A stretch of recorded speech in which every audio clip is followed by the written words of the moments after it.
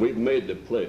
I think we ought to live up to our pledge with these restrictions implied in this resolution. I don't think we can go back on the pledge. I'd like to do it. But I think this is a sufficient warning to the Arts Alliance that this should not and cannot ever happen again if they expect any county money.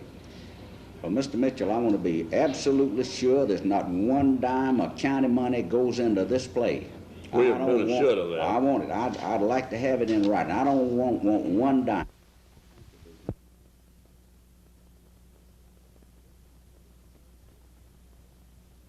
We have concluded the play should be presented on an adult's basis only, as it has been advertised.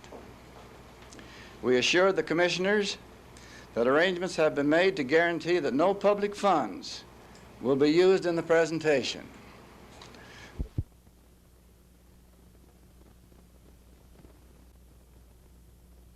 No, I would certainly not stop the play, to give you a direct answer. I personally. But I don't believe they'll do that. I don't believe they see themselves as censors. I think they have every right to attack it, to not like it. But of course, I certainly don't believe that they have the right, or anybody does, to censor it. Do you think Atlanta is ready for a play like this? Absolutely. I think Atlanta, like many, many other major cities, really wants to know, to understand, even those things that are difficult to accept.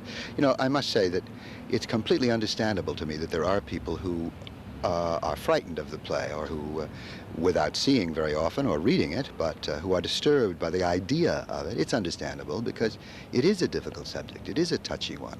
And I would only say that the best way with a work of art, and it is a work of art, it's a fine play, is to open it up, to think about it, to explore it.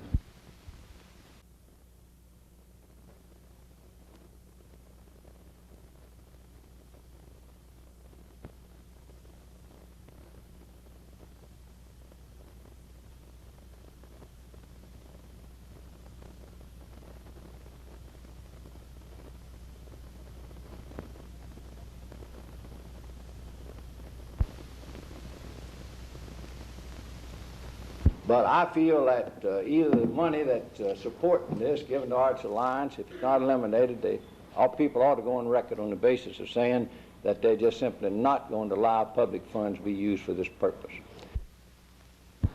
And I noticed in the newspaper advertisements it is recommended for adults, but it does not say that the young people will not be omitted. And if we can keep one other young man, or young woman even, from becoming a homosexual, I think it'd be worthwhile just to have the play off for this reason.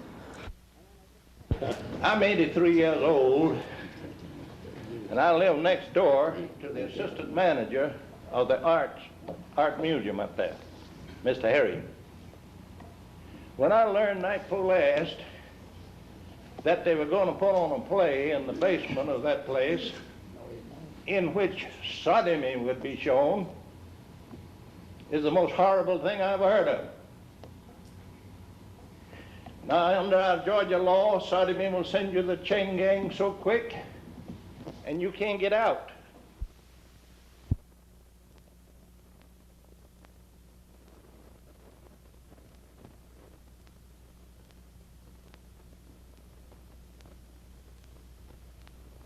I don't have to have the attorney speak for me, Charlie. I'm not talking This is my statement. You can go along with it or not, just as you see fit. Well, y'all heard my statement. Well, listen, your statement.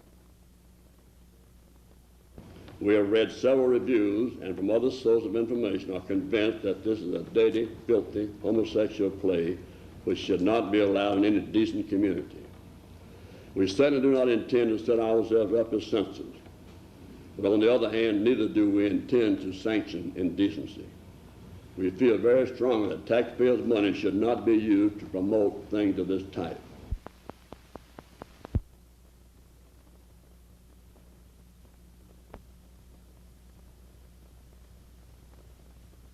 My reaction to that, of course, is that I was shocked because I did not think they would take that reaction.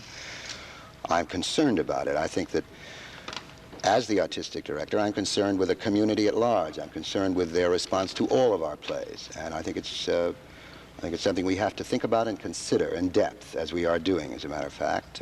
I left, as you know, to come here from a meeting in which we're considering the whole problem, concerned with the community's reaction to Boys in the Band. Are you accusing the commissioners of censorship? No, I'm not. I think inevitably that it sounds like that. I prefer to believe that they are simply expressing an opinion. I regret that they raise the question of the money that they have donated to the Alliance. I think that's a mistake.